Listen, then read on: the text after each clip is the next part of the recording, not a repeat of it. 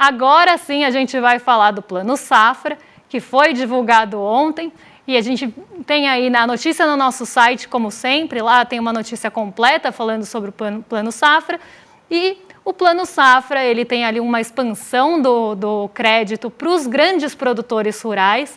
Essa expansão de crédito soma 400 bilhões em 2024, e as taxas de juros, como vocês estão vendo aqui, do plano variam entre 7% e 12% ao ano. E aí eu queria fazer uma reflexão com vocês, e por isso que eu falei que o assunto é espinhoso e que me deixa ali, é um assunto indigesto sim, assim como o próximo será, e acaba me trazendo até um incômodo e um certo nervosismo para falar de Plano Safra, porque a gente está falando de 400 bilhões em crédito para favorecer grandes produtores rurais. E quando a gente está falando de grandes produtores rurais no Brasil, o que vem à nossa cabeça? De quem que a gente está falando? Até se quiserem deixar aqui no chat a opinião de vocês em relação ao assunto, mas de quem que a gente está falando quando a gente fala de grandes produtores rurais do Brasil? A gente está falando do grande agroexportador, sobretudo. Então, estamos falando de grandes latifundiários. E, para mim, por mais que tentem fazer essa associação, o agro não é pop e o agro não é tech. Para mim, o agro é tóxico, para mim, o agro é massacre de povos indígenas, quilombolas e ribeirinhos.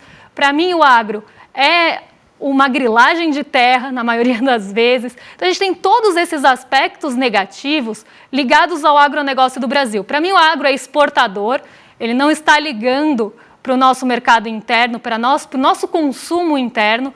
Quando a gente está falando do grande agronegócio do Brasil, se a gente pega levantamentos sistemáticos da produção agrícola, por exemplo, como é divulgado pelo IBGE, a gente vê que a grande matriz de produção do agro do Brasil é soja e milho. E a gente não consome soja e milho. Isso é para exportar para fora. Inclusive, saiu notícia ontem, está lá no nosso site também, que a gente ultrapassou os Estados Unidos na produção de algodão.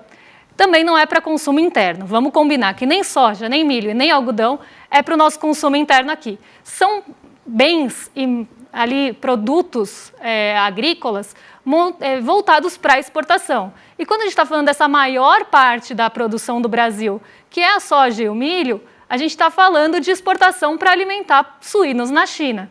Então, a gente não está falando de consumo interno aqui.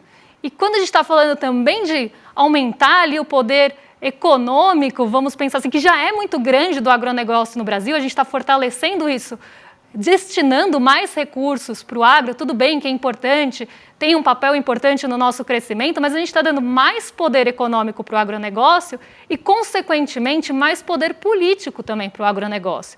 E, ao mesmo tempo, e aí quem vê a notícia no nosso site, que está completa lá, a gente está dando 400 bilhões em 2024 para os grandes produtores rurais. No último parágrafo da notícia, a gente tem o Pronaf, que seria ali o crédito voltado para os produtores familiares, para a agricultura familiar.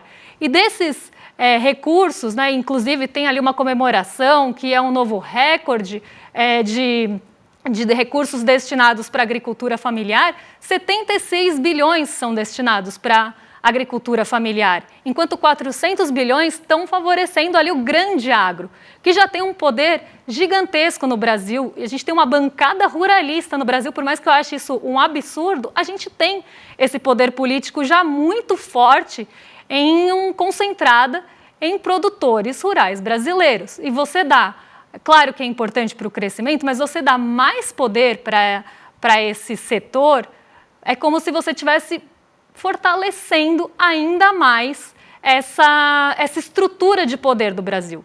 E a gente vê que para os agricultores familiares são 76 bilhões, nossa, recorde, mas ainda muito insuficiente. Porque a gente sabe como a luta do campo está de muito léguas distante de qualquer ali conquista. Então, 76 bilhões para a agricultura familiar é de se comemorar em partes. Acho que tem que comemorar sim, porque é um recorde, teve ali o maior destino de recursos, mas ainda é um recurso insuficiente. Ainda a gente tem muito o que caminhar e muito o que crescer para ter algum alcance, alguma conquista na luta do campo, que inclusive muitas vezes é achatada pelos próprios grandes produtores rurais. A gente viu o que está acontecendo agora em relação à agricultura familiar e todos os outros pontos. Então, eu falo dessa notícia até de uma forma um pouco mais crítica, porque eu não consigo olhar só o lado positivo de um plano como esse. Eu acho que a gente está realmente fortalecendo um setor que já tem muito poder e a gente está dando um aval quase de mais poder para esses produtores.